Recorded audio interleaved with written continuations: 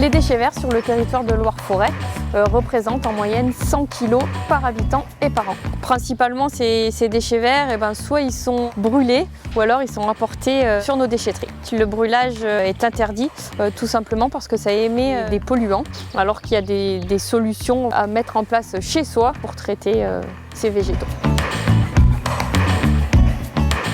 Le paillage protège et nourrit votre sol. Il consiste à déposer une couche de matière organique au pied de vos arbres, massifs et potagers.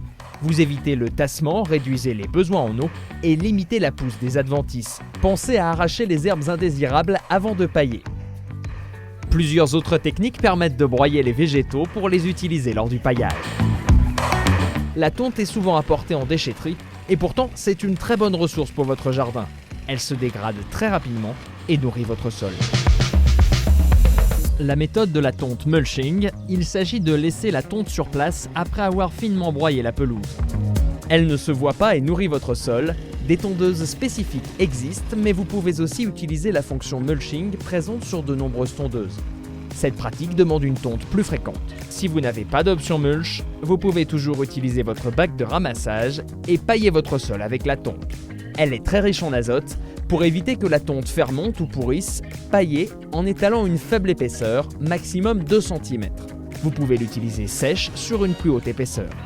Pour vos petits branchages comme les tiges de framboisier, de thuya ou vos plants de tomates, broyez-les avec votre tondeuse et utilisez ce broyat pour pailler votre jardin. Passez votre tondeuse sur des broyages fins, pas plus gros qu'un petit doigt, pour obtenir un excellent broyat.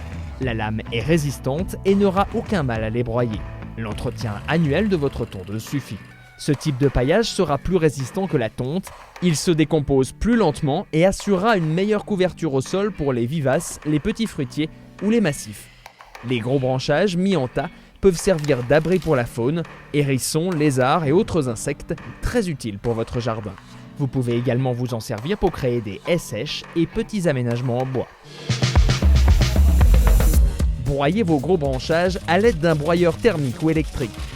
Le broyat obtenu pourra vous servir de paillis pour vos massifs ou vos allées, mais aussi alimenter votre composteur en matière carbonée. Vous pouvez aussi broyer et pailler avec des résineux comme les tuyas. La location est une option plus rentable pour quelques jours d'utilisation par an. De nombreuses jardineries du territoire proposent ce service. Vos feuilles mortes, utilisées en paillis, protègent et nourrissent vos haies et votre potager. Passez votre tondeuse avec le bac de ramassage sur un tas de feuilles avant de les étaler sur votre zone à pailler. Le broyage des feuilles n'est pas une étape obligatoire, il permet seulement d'éviter qu'elles s'envolent.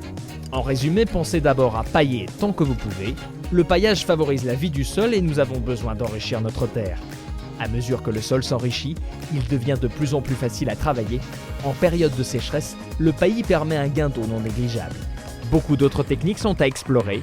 Les petits branchages creux comme les framboisiers ou les sureaux peuvent aussi être utilisés sous forme de fagots de bois. Ces abris à insectes favorisent la biodiversité. Les variétés à faible croissance comme les gazons à pousse lente ou haies font peu de déchets. Optez pour des essences locales, diverses et pourquoi pas nourricières.